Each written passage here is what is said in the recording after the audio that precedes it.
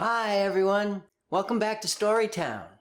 I'm so happy that you joined me today. I have some great stories for you this week. First up, a classic. Meet Paddington Bear.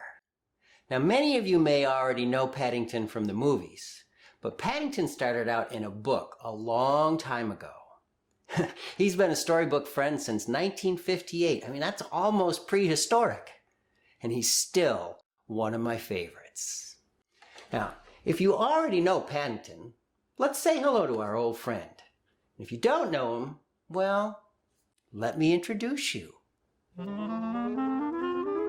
Paddington Bear, written by Michael Bond. Pictures by R.W. Alley. Mr. and Mrs. Brown first met Paddington on a railway platform. In fact, that was how he came to have such an unusual name for a bear, because Paddington was the name of the station. The Browns were waiting to meet their daughter Judy when Mr. Brown noticed something small and furry half hidden behind some bicycles. "It looks like a bear," he said. "A bear?" repeated Mrs. Brown. "In Paddington Station? Don't be silly, Henry. That can't be." But Mr. Brown was right. It was sitting on an old leather suitcase marked "Wanted on Voyage." And as they drew near, it stood up and politely raised its hat. "Good afternoon," it said. "May I help you?" "Well, that's very kind of you," said Mr. Brown. "But as a matter of fact, we were wondering if we could help you." "You're a very small bear to be all alone in a station," said Mrs. Brown. "Where are you from?" The bear looked around carefully before replying. "Darkest Peru. I'm not really supposed to be here at all. I'm a stowaway." "You don't mean to say you've come all the way from South America by yourself?" exclaimed Mrs. Brown. "Whatever did you do for food?" Unlocking the suitcase with a small key, the bear took out an almost empty glass jar. "I ate marmalade," it said. "Bears like marmalade." Mrs. Brown took a closer look at the label around the bear's neck. It said, quite simply, "Please look after this bear. Thank you." "Oh, Henry," she cried, "we can't just leave him here. There's no knowing what might happen to him. Can't he come home and stay with us?" "Stay with us?" repeated Mr. Brown nervously. He looked down at the bear. Would you like that?" he asked. "That is," he added hastily, "if you have nothing else planned." "Ooh, yes," replied the bear. "I would like that very much. I've nowhere to go, and everyone seems in such a hurry." "That settles it," said Mrs. Brown. "Now, you must be thirsty after your journey. Mr. Brown will buy you a nice cup of tea while I go and meet our daughter Judy." "But Mary," said Mr. Brown, "we don't even know his name." Mrs. Brown thought for a moment. "I know," she said. "We can call him Paddington, after the station." Paddington. The bear tested it several times to make sure. "It sounds very important." Mr. Brown tried it out next. "Follow me, Paddington," he said. "I'll take you to the restaurant." Paddington had never been inside a restaurant before, and he was very excited when he saw what Mr. Brown had bought him. He was so hungry and thirsty, he didn't know which to do first, eat or drink. "I think I'll try doing both at the same time, if you don't mind," he announced. Without waiting for a reply, he climbed up onto the table and promptly stepped on a large cream and jam cake. Mr. Brown stared out of the window, pretending he had tea with a bear in Paddington Station every day of his life. "Henry!" cried Mrs. Brown when she arrived with Judy. "What are you doing to that poor bear? He's covered in jam and cream." Paddington jumped up to raise his hat. In his haste, he slipped on a patch of strawberry jam and fell over backwards into his cup of tea. "I think we'd better go before anything else happens," said Mr. Brown. Judy took hold of Paddington's paw. "Come along," she said. "We'll take you home, and you can meet Mrs. Bird and my brother Jonathan." Mr. Brown led the way to a waiting taxi.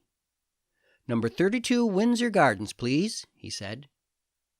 The driver stared at Paddington. "Bears is extra. Sticky bears is twice as much. And make sure none of it comes off on my interior. It was clean when I set out this morning."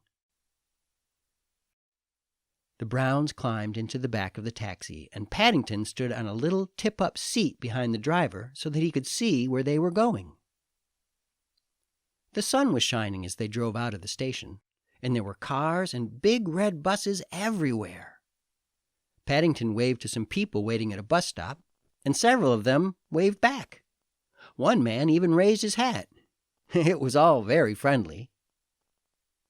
Paddington tapped the taxi driver on the shoulder. "It isn't a bit like darkest Peru," he announced. The man jumped at the sound of Paddington's voice. "Cream," he said bitterly, "all over me new coat." There was a bang as he slid the little window behind him shut. "Oh dear, Henry," murmured Mrs. Brown. "I wonder if we're doing the right thing." Fortunately, before anyone had time to answer, they arrived at Windsor Gardens. Judy helped Paddington out of the taxi, and together they went up some steps toward a green front door.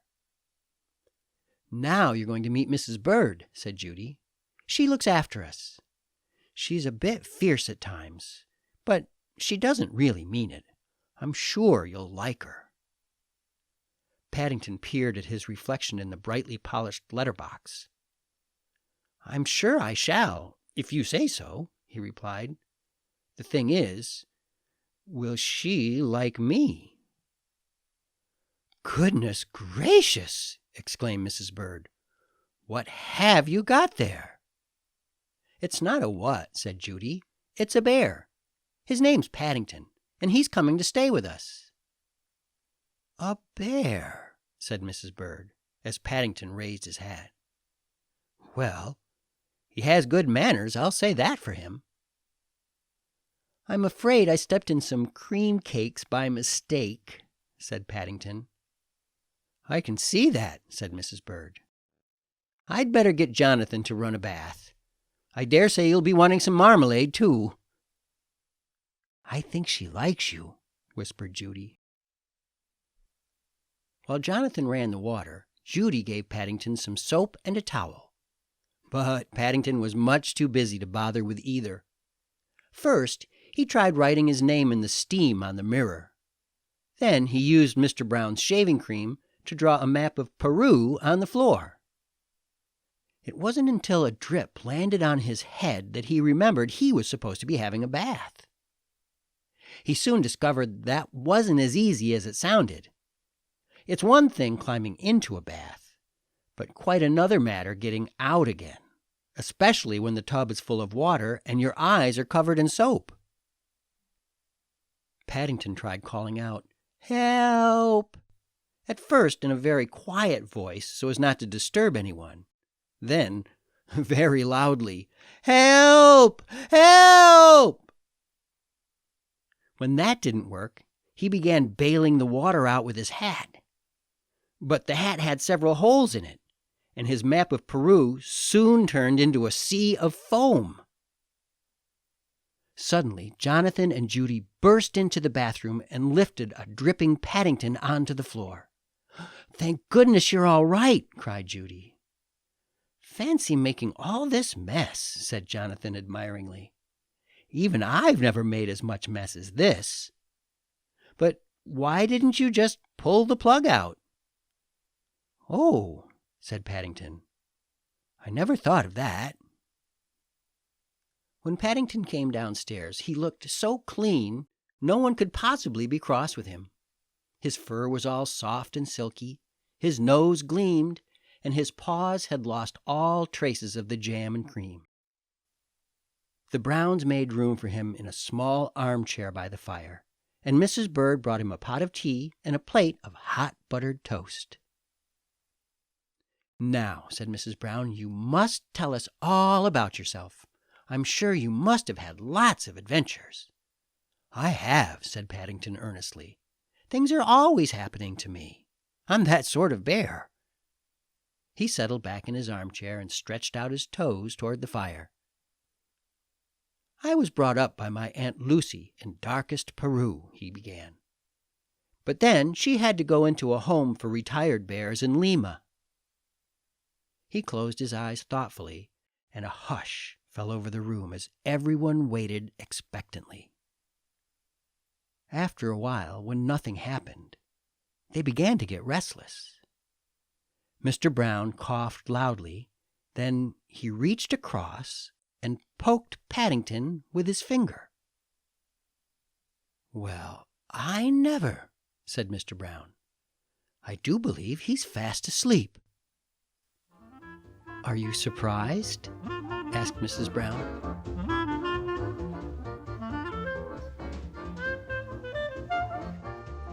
Our next story is also a classic, though it hasn't been around as long as Paddington. Chicka Chicka Boom Boom has been charming kids, parents, and teachers since 1989. I mean, that's ancient history. But it's a great book that brings the letters of the alphabet to life. I mean, literally.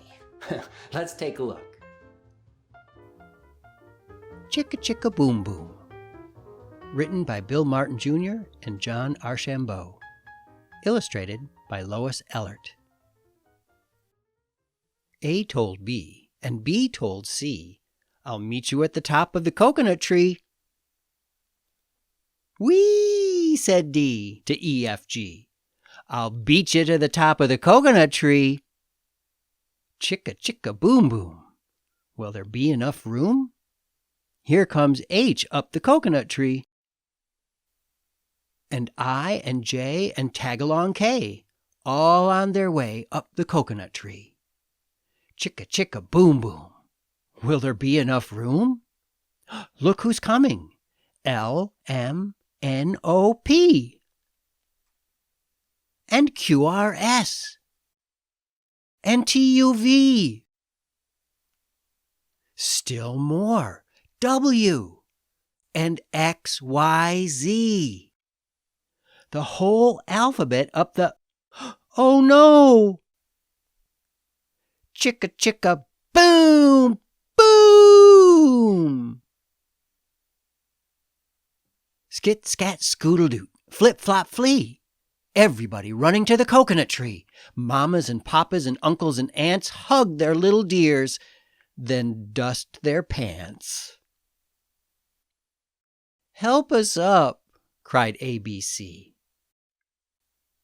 Next from the pile-up, skinned knee D, and stubbed toe E, and patched up F. Then comes G, all out of breath.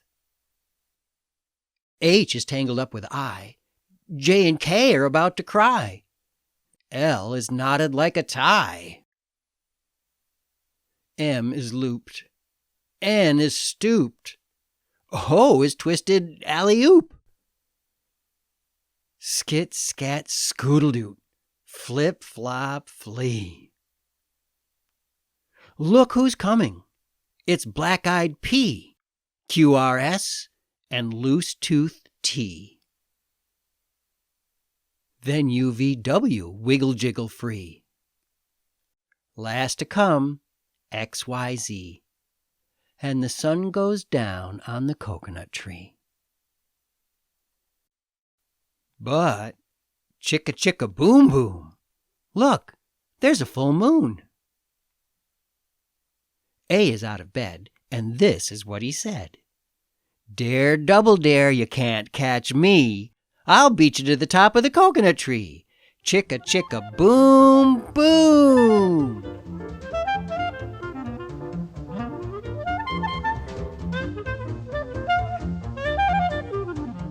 In our final story, one sister, one brother, one lemonade stand, one snowstorm. Well, you know the old saying, when life gives you lemons, make lemonade. Let's take a look. Lemonade in Winter, a book about two kids counting money. Written by Emily Jenkins and illustrated by G. Brian Karras. An empty street. Outside, a mean wind blows. Icicles hang from the windowsills. Inside, Pauline presses her nose to the frosted glass. "I know," she says. "Let's have a lemonade stand." Mom shakes her head. "Nobody will be on the street," she says. "Don't you see? It's freezing." "We could still have a lemonade stand," cries Pauline, skipping with her idea. "Lemonade and limeade, and also lemon limeade." Dad wrinkles his brow. "Nobody will want cold drinks," he says. "Don't you hear the wind?" But Pauline is jumping with her idea now. "Lemonade and limeade, and also lemon limeade. Doesn't it sound yum?" John jumps too. "Yum, yum," he cries. "Can I help, please?" Pauline and John collect quarters. They empty piggy banks and search pockets. "Each time you get 4 quarters, that's $1, said Pauline. "4 quarters? That's money," says John. Pauline and John at the corner store in hats and mittens. 4 lemons cost $1. 4 limes cost $1 too. $2 for sugar. $2 for cups. We have 24 quarters, and that's $6, Pauline tells John as she counts out the money. They run through the bitter air with a large paper bag. Mom says, "Nobody will be on the street." Dad says, "Nobody will want cold drinks." Pauline and John are too busy to hear. Squeezing lemons, squeezing limes, measuring sugar, pouring water, lemonade and limeade, and also lemon limeade. Outside, the mean wind blows. Icicles hang from the windowsills. "Maybe nobody is on the street," says Pauline after a bit. "Maybe nobody will want cold drinks." "I'm on the street," says John. "I want them." He grabs a cup of limeade. "Don't drink too much," Pauline warns. "It's 50 cents a cup." And still an empty street. Pauline thinks, maybe we should advertise. Shouting wildly, both together, "Lemon, lemon, lime, lemon limeade, lemon, lemon, lime, lemon lemonade. All that it will cost you, 50 cents a cup. All that it will cost you, 50 cents a cup." Harvey walks down the block with Milu, Misha, and Mungo. "Cold drinks on a day like today?" he laughs. "Love it." He pays, drinks a lemonade, and takes a limeade back home. 50 cents, that's 2 quarters, Pauline tells John. 2 drinks is 4 quarters, and that's $1. She puts the money in a green plastic box. But after that, an empty street. Pauline thinks, maybe we need entertainment. "I can cartwheel." John leaps up. "Good idea," she tells him. "I'll drum. Lemon, lemon, lime, lemon limeade. Lemon, lemon, lime, lemon lemonade. All that it will cost you, 50 cents a cup. All that it will cost you, 50 cents a cup." Ms. Gordon stops on her way into the building, holding Devin and Derek by the hands. Let's see that cartwheel again, you, she says, a smile in her voice. John cartwheels, while Miss Gordon buys 3 lemon limeades. Devin makes a sour face, but Derek drinks all of his. Remember, 50 cents, that's 2 quarters, Pauline tells John. So 3 drinks is 6 quarters, and that's $1.50. The money goes in the green plastic box. But after that, the empty street. Pauline thinks, maybe we need to have a sale. Lemon, lemon, lime, lemon limeade. Lemon, lemon, lime, lemon lemonade. All that it will cost you, $25 a cup. All that it will cost you, $25 a cup. Aiden strolls up, arm in arm with Heather. Can I buy you a lemonade, gorgeous? He asks her. Limeade, she says. And yes, you can. Aiden pays. Heather kisses him. 25 cents a cup now, Pauline tells John. The money goes in the green plastic box. But after that, the empty street. Pauline thinks, maybe we need decorations. Lemon, lemon, lime, lemon limeade. Lemon, lemon, lime, lemon lemonade. All that it will cost you, $25 a cup. All that it will cost you, $25 a cup. Rosa from the nail salon peeks out the door. Then she calls her friends. 5 manicurists cross the street in puffy coats. 2 limeades, 2 lemon, 1 lemon lime, please, says Rosa. 5 cups is 5 quarters, and that's $1.25, Pauline tells John.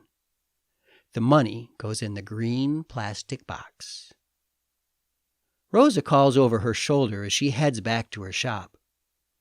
You kids are crazy. You know that, right? At last, empty pitchers. Pauline tips the green plastic box and pours their quarters onto the table. 11 cups sold. 5 cups for 50 cents is 10 quarters. 6 cups for 25 cents is 6 quarters. 10 plus 6 is 16 quarters, and that's $4, Pauline tells John. Then she begins to cry. Why are you sad? John asks. We have 16 quarters now, Pauline sniffs. But we spent 24. 16 is money, says John. We didn't make money, she tells him. We lost it. But look at all these quarters, he shouts. Fewer than we had before, says Pauline. John thinks. Will 16 quarters buy 2 popsicles? Popsicles! $2 each. 1 lemon, 1 lime. 16 quarters. And that's $4. 1 brother, 1 sister. 1 mean wind in winter. 1 lemonade stand, now closed for business. Lemon, lemon, lime, lemon limeade. Lemon, lemon, lime, lemon lemonade. Lemon, lemon, lime.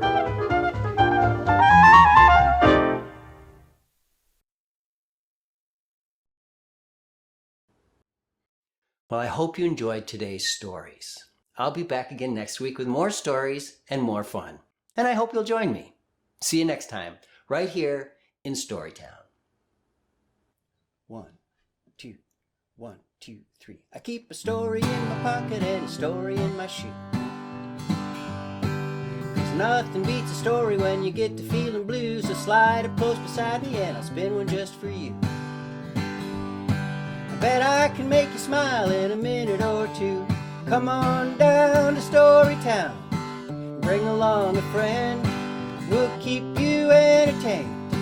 On that you can depend. We might not stretch the truth, but we're bound to make it bend. Oh, come on down to StoryTown, where the stories never end. I said, come on down to StoryTown, where the stories never end.